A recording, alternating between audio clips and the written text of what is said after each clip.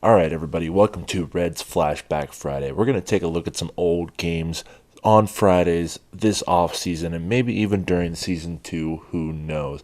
But today we're going to look at the classic fight between the 2010 Reds and the 2010 Cardinals, obviously happening in 2010 on a nice August night.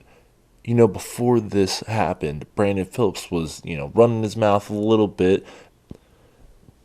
He said something about how he wouldn't live there, how he wouldn't eat anything but Lunchables when he went there, how the city was terrible. There's a lot of trash talking that Reds fans love, but maybe the Cardinals didn't love as much, which can be understandable. They do have pretty fragile egos over there in St. Louis. You know who has a fragile ego? Yadi Molina. And so when Brandon Phillips comes up to the plate, Yadi's like, you know what? I don't like that. Brandon takes off his helmet, and then Yadi takes off his helmet and it's on. Umpire's got to step up. Come on, guys, let's stop. Scott Rowland comes in to defend his former teammate there.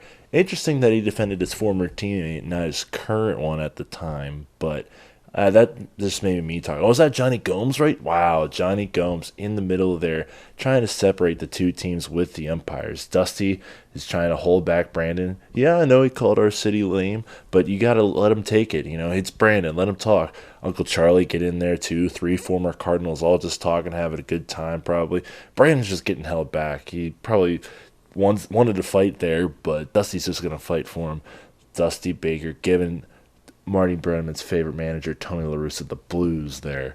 Just love Tony La Russa. Marty used to love Tony La Russa a lot. He used to hear it a lot on the broadcast when the Reds played the Cardinals about his old friend, Tony La Russa. But finally gets held back, and then we see the camera start to pan over, and bam, Brawl.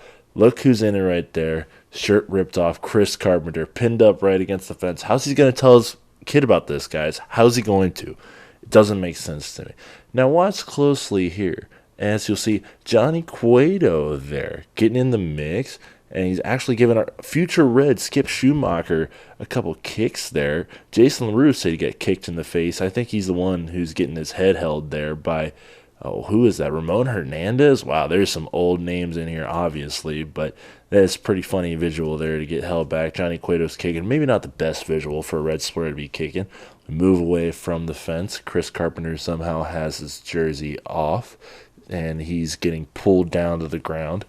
Mostly after this, it's kind of done. Get split apart, and maybe a couple pushing and shoving there.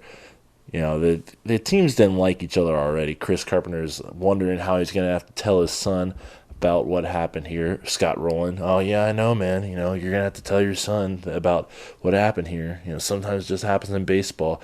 Oh, I don't know how I'm going to do it, man. I don't know how I'm going to tell my son about this. This isn't baseball. This isn't part of the game. Best fans in baseball deserve better.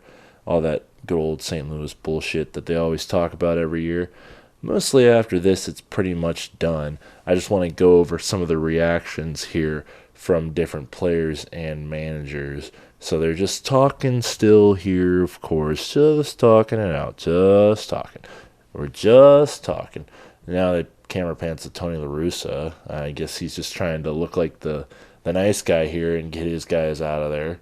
It's amazing to me how many guys, at least one Cardinal, Adam Wainwright, is still on the team after all these years. Tony's probably asking if they're still going to throw the game for him. I loved Dusty back in the day. Tony's telling his guys, get off the field. Come on, time to get away. Scott Rowland wishing he could still be with his former team. Man, I miss St. Louis. I miss those guys. They were a lot of fun. Well, he was still there for a couple more years with the Reds. Tony La Russa again. Yeah, I know. They're bitches, man. They're fucking bitches. But just next time, just punch them in the face, okay?